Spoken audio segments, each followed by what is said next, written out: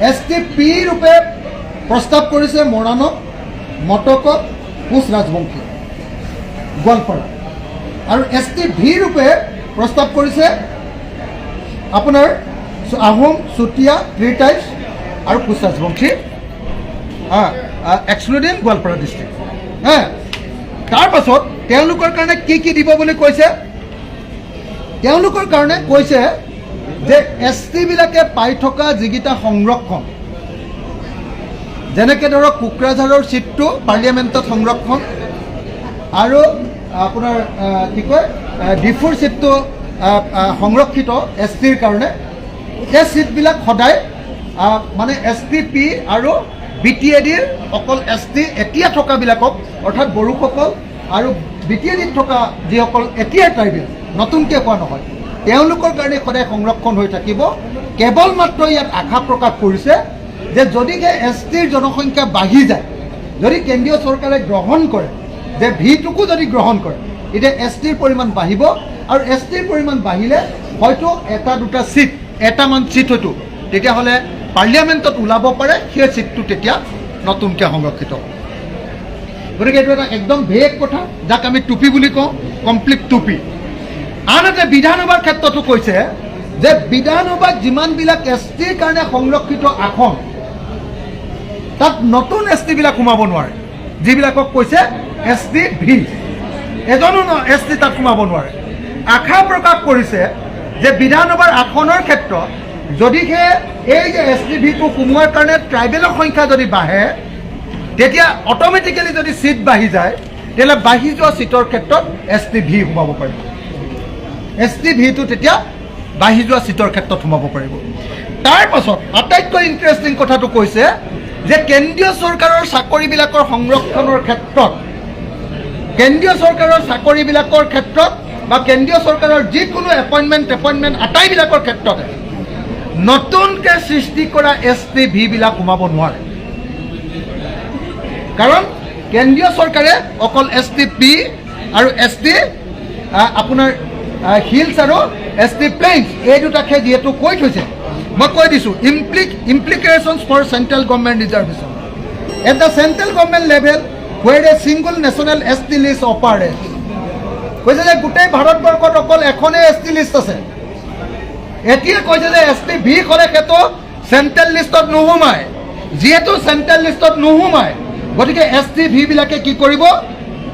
Separate reservation for STP, STH, STV cannot be created under the present constitutional framework. The group of ministers could not identify a viable mechanism to bifurcate reservation for central government employment or central educational institution. তাৰমানে কৈ দিলে যে নতুনকৈ তৈয়াৰ কৰা কোনো STV এটাও central গভৰ্ণমেণ্টৰ চাকৰি বা অন্য চেণ্ট্ৰেল গভৰ্ণমেণ্টৰ কোনো ক্ষেত্ৰতে কোনো সোমাবলৈ, অৰ্থাৎ আহোম, চুতীয়া, কোচ ৰাজবংশী আৰু আদিবাসী চাহ জনগোষ্ঠীৰ লোকসকলক সোমাবলৈ নিদিয়ে। Under current practice ST hills and ST plains candidates from Assam already compete as a single ST category in central institutions. The government of group of ministers believes that Assam as a whole will benefit if the 6 new communities also compete with this common list ST pools. নহ'ব বুলি ক'লে। এতিয়া inclusion of Moran and Motok and Koch Rajbongshi Goalpara কৈছে যে মৰাণ, মটক আৰু কোচ ৰাজবংশী গোৱালপাৰা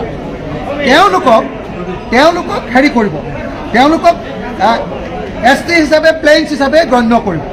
তেওঁলোক original ST হিচাপে গণ্য কৰিবৰ কাৰণে ইয়াত অনুমোদন দিছে, কিন্তু অনুমোদন দিব পাৰে, সেই অনুমোদনটো কেন্দ্ৰীয় চৰকাৰে পঠিয়াব, আৰু কেন্দ্ৰীয় চৰকাৰে যদি পাছ কৰে তেতিয়াহ'লে হ'ব, যদি পাছ নকৰে তেতিয়াহ'লে নহয়।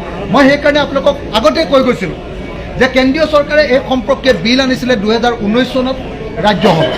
সেই বিলখনত ইয়াতকৈ বহুল ভাল কথা কৈ থৈছে, গতিকে সেই বিলখন পাছ কৰি দিলে অসমৰ 6 জনগোষ্ঠীৰ জনজাতিকৰণ হৈ যায়। কিন্তু আমাৰ বিজেপি চৰকাৰখনে, হিমন্ত বিশ্ব শৰ্মা চৰকাৰখনে, যি নৰেন্দ্ৰ মোদীয়ে 6 মাহৰ ভিতৰত 6 জনগোষ্ঠীক জনজাতিকৰণ কৰিম বুলি কৈছিলে, আজি এই ৰিপৰ্টৰ জৰিয়তে আকৌ এবাৰ প্ৰমাণ কৰি দিলে যে 6 জনগোষ্ঠীক জনজাতিকৰণ কৰিবলৈ নহয়।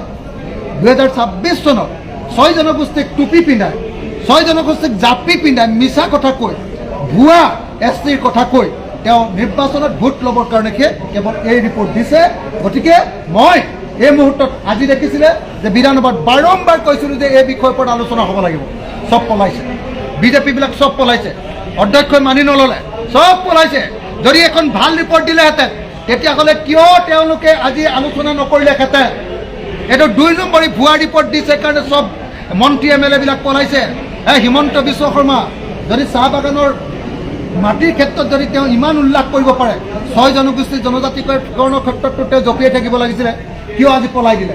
তাৰ কাৰণটো হ'ল তেওঁলোকে জনজাতিকৰণ দিয়া নাই, ভুৱা কৰিছে। গতিকে এইটো কথা মই স্পষ্ট কৰি দিছোঁ। আৰু শেষত মই আৰু এটা কথা কওঁ, কোকৰাঝাৰৰ যি ঘটনা ঘটিছে, কোকৰাঝাৰৰ BTC এছেম্বলিৰ ভিতৰলৈ সোমাই ছাত্ৰ ছাত্ৰীসকলে যি প্ৰতিবাদ কৰিছে, ইয়াৰ কাৰণে জগৰীয়া সম্পূৰ্ণৰূপে বিজেপি চৰকাৰ। এফালেদি এক্সিষ্টিং ট্ৰাইবেলবিলাকক উচতাই দিছে, আনফালেদি নতুনকৈ হ'বলগীয়া ট্ৰাইবেলবিলাককো উচতাই দিছে বিজেপি চৰকাৰে। দুইফালে উচতাই লৈ এতিয়া বম্বে পাই গৈছে মুখ্যমন্ত্ৰী, পলাই দিছে অসমৰ পৰা। আৰু অসমত থকা জনজাতি আৰু অজনজাতি, নতুনকৈ হ'বলগীয়া জনজাতিৰ মাজত সংঘৰ্ষ লগাবৰ কাৰণে এটা ৰাস্তা খুলি দিছে।